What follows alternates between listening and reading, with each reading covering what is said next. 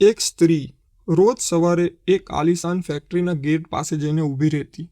એ ફેક્ટરીનો અહંકારી માલિક મહેન્દ્ર પોતાની મોંઘી ગાડીમાં ઉતરીને રોજ એને જોઈને હસતો.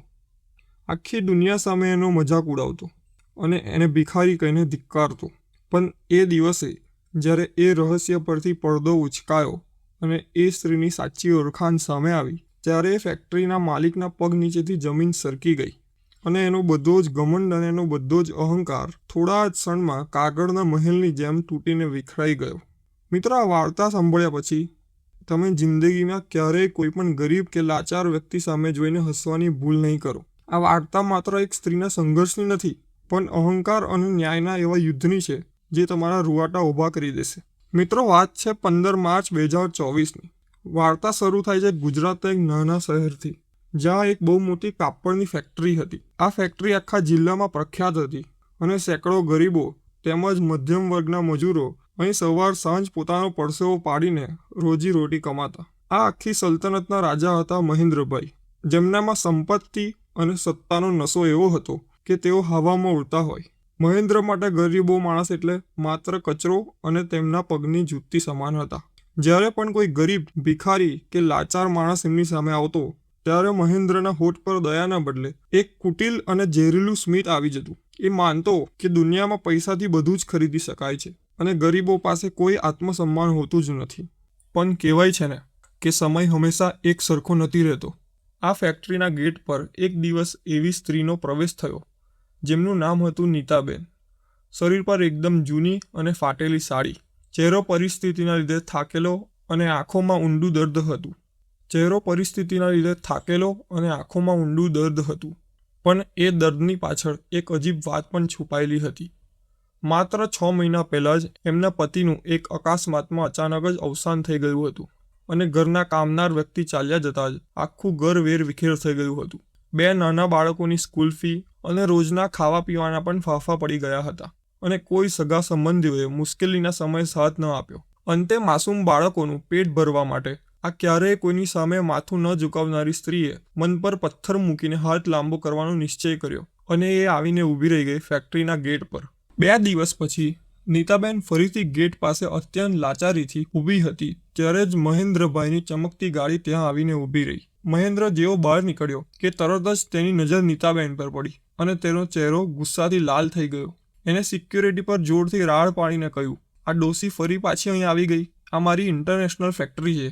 આ કોઈ ધર્મશાળા નથી કે ગમે ત્યાં અહીં મોઢું ઉપાડીને ભીખ માંગવા આવી જાય. અને અહીંથી ભગાડો નહીં તો તમારી નોકરી જશે." આજુબાજુ ઊભેલા કેટલાક કર્મચારીઓ મહેન્દ્રની હામાં હા મિલાવીને નીતાબેન સામે જોઈને હસવા લાગ્યા. આટલું મોટું અપમાન થયા પછી પણ નીતાબેન ત્યાંથી ગયા નહીં. એમને પોતાની આંખો નીચી કરી લીધી જેથી કોઈ એમના આંસુ ન જોઈ શકે. પણ એમના પગ જમીન સાથે મક્કમતાથી જોડાયેલા હતા, કારણ કે એક મા માટે પોતાનું સન્માન કરતાં એના બાળકોનું પેટ વધુ કિંમતી હતું. દિવસો વીતતા ગયા અને મહેન્દ્રની ક્રૂરતા વધતી ગઈ. એક દિવસ ફેક્ટરીમાં એક બહુ મોટી મીટિંગ અને લંચનું આયોજન હતું, જેમાં શહેરના મોટા બિઝનેસમેન અને બેંક મેનેજરો આવ્યા હતા. મહેન્દ્ર બધાની સામે પોતાનો વટ બતાવી રહ્યો હતો અને એની અચાનક નજર ગેટ પર ગઈ જ્યાં નીતાબેન ઊભી હતી.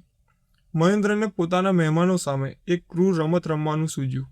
એને મહેમાનોને હસતા હસતા કહ્યું કે જુઓ, પેલી ગેટ પર ઊભેલી ડોસીને, એ રોજ અહીં આવીને ઊભી રહી જાય છે અને હું રોજ એની સામે 10 રૂપિયાની નોટ ફેંકું છું અને એ ડોસી નોટ ઉઠાવે છે.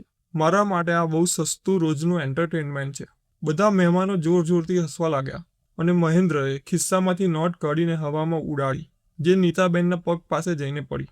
નીતાબેનની આંખોમાં આંસુ હતા, પણ ઝેરના ઘૂંટડા ગળીને એ નોટ ઉઠાવીને ત્યાંથી ચાલ્યા ગયા. અંતે એક કાળો દિવસ પણ આવી ગયો જ્યાં મહેન્દ્રએ ક્રૂરતાની તમામ હદો વટાવી દીધી. મહેન્દ્રનો મૂડ કોઈ બિઝનેસ ડીલ કેન્સલ થવાના લીધે ખરાબ હતો. એને નીતાબેનને ત્યાં જોઈને સીધો પોલીસને ફોન કરી દીધો. એને પોલીસ ઓફિસરને ભટકાવતા ખોટો કેસ ઊભો કર્યો. એને પોલીસને કહ્યું કે આ સ્ત્રી ભીખ માંગવાના બહાને અમારી ફેક્ટરીમાં જાસૂસી કરે છે અને આ કોઈ ચોર ગેંગ સાથે મળેલી છે. આના પર FIR નોંધો અને આને જેલમાં પૂરી દો. પોલીસવાળાએ નીતાબેનને જોરથી ધક્કો માર્યો જેથી તે જમીન પર પડી ગઈ. મજૂરો આ બધું જોતા હતા, પણ નોકરી જવાની બીકે કોઈ કશું બોલતું નહોતું. નીતાબેન ધીમેથી ઊભા થયા અને પોલીસની જીપમાં બેસતા પહેલા મહેન્દ્રની આંખોમાં આંખ પરોવીને અત્યંત ગંભીર અવાજે બોલી કે મહેન્દ્ર, આ ઉપરવાળાની લાકડીમાં અવાજ નથી હોતો, પણ જ્યારે એ પડે છે ને ત્યારે મોટા મોટા રાજાઓ પણ ભીખ માંગતા થઈ જાય છે. ભગવાન બધું જુએ છે અને એનો ન્યાય બહુ જલ્દી અહીં જ થશે. મિત્રો, વિડીયોને અંત સુધી જોતા રહેજો. આ તો બસ એક તુફાનની શરૂઆત હતી જે મહેન્દ્રની આખી સત્તાને નષ્ટ કરવાની હતી. જો સમયના ચક્રને થોડું પાછળ ફરાવીને જોઈએ તો આજથી બરાબર 10 વર્ષ પહેલા આ જ શહેરમાં નીતાબેન કોઈ સામાન્ય ભિખારી નહોતા. એ આખા રાજ્યના સૌથી પ્રખ્યાત ઓફિસર અને ગુજરાતની સૌથી મોટી ટેક્સટાઇલ ફેક્ટરીના માલિક હતા. આ એ જ મહેન્દ્રભાઈની ફેક્ટરી હતી જે આજે લાખોની કંપની છે. પણ 10 વર્ષ પહેલા મહેન્દ્ર દેવાના ડુંગર નીચે દબાયેલો હતો અને બેંકો એને લોન આપવા તૈયાર નહોતી. એ સમય મહેન્દ્ર નીતાબેન શાહની ઓફિસની બહાર કલાકો સુધીને હાથ જોડીને ઊભો રહેતો હતો. નીતાબેને એના પ્રોજેક્ટ રિપોર્ટ પર વિશ્વાસ કર્યો અને એને કરોડો રૂપિયાની પહેલી બેંક લોન મંજૂર કરાવી આપી હતી, જેના સરકારી કાગળો પર આ નીતાબેન શાહની સહી હતી. નિયતિની રમત તો જુઓ મિત્રો, નીતાબેનના પતિ પણ એ જ બિઝનેસમાં મોટા ઇન્વેસ્ટર હતા અને મહેન્દ્રની કંપની ઊભી કરવામાં એમને પોતાના નામે 40% રોકાણ કર્યું હતું.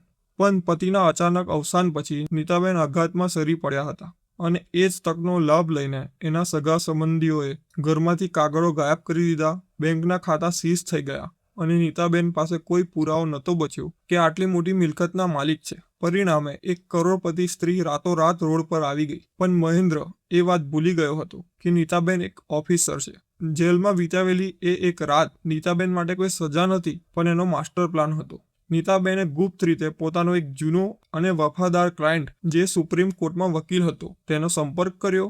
લોકરના જે કાગળો ચોરાયા હતા એ તો માત્ર ડુપ્લિકેટ હતા. ઓરિજિનલ કાગળો નીતાબેને વર્ષો પહેલા જ બેંકના લોકરમાં સુરક્ષિત રાખ્યા હતા, જે હવે ખુલી ચૂક્યા હતા અને એ કાગળો સાબિત કરતા હતા કે મહેન્દ્રની ફેક્ટરીમાં 40%ની ભાગીદાર નીતાબેન શાહ છે. થોડા દિવસ પછી નીતાબેન ભવ્ય કાફિલા સાથે ફેક્ટરી પહોંચ્યા. ફેક્ટરીમાં મીટિંગ ચાલી રહી હતી. મહેન્દ્ર તેનો અહંકાર બતાવી રહ્યો હતો. ત્યાં જ નીતાબેનની એન્ટ્રી થઈ. ફેક્ટરીમાં બધા જ લોકો ચોંકી ગયા. નીતાબેને મહેન્દ્રને યાદ અપાવ્યું, જેને તમે ભિખારી કહીને અપમાનિત કરી હતી, આજે એ સ્ત્રી ન્યાય લેવા આવી છે. તરત જ કોર્ટનો ઓર્ડર આવ્યો અને કંપનીના 40% શેર નીતાબેનના નામે ટ્રાન્સફર થયા. મહેન્દ્રનો ઘમંડ તૂટી ગયો અને નીતાબેન કંપનીની કો-ઓનર બની ગઈ. પછી એને બદલો લેવાના બદલે વિધવા સ્ત્રીઓ માટે સહાયતા કેન્દ્ર ખોલ્યું. મિત્રો, આ વાર્તા આપણને એક બહુ મોટો પાઠ ભણાવે છે કે જિંદગીમાં ક્યારેય પણ કોઈ વ્યક્તિની આજની પરિસ્થિતિ જોઈને એની મજાક ન ઉડાવશો, કારણ કે સમય બદલતા વાર નથી લાગતી. ક્યારેય કોઈને એના કપડાં કે ગરીબી જોઈને એના આત્મસન્માનને ઠેસ ન પહોંચાડશો. જો નીતાબેનનો આ સંઘર્ષ અને એમની ન્યાયની વાર્તા તમને ગમી હોય તો આ વિડીયોને અત્યારે જ તમારા માતાને, તમારી બહેનને અથવા તમારી જિંદગીમાં જે સ્ત્રીને તમે સૌથી વધુ પ્રેમ અને આદર આપો છો એને શેર કરજો. અને જો મિત્રો તમને આવી જ સત્ય ઘટનાઓ અને પ્રેરણાદાયક વાર્તા રોજ સાંભળવી હોય તો અમારી ચેનલને સબસ્ક્રાઇબ કરવાનું ભૂલશો નહીં. કોમેન્ટમાં અમને બતાવજો કે વાર્તાનો કયો ભાગ તમને ગમ્યો છે. જય શ્રી કૃષ્ણ. ધન્યવાદ.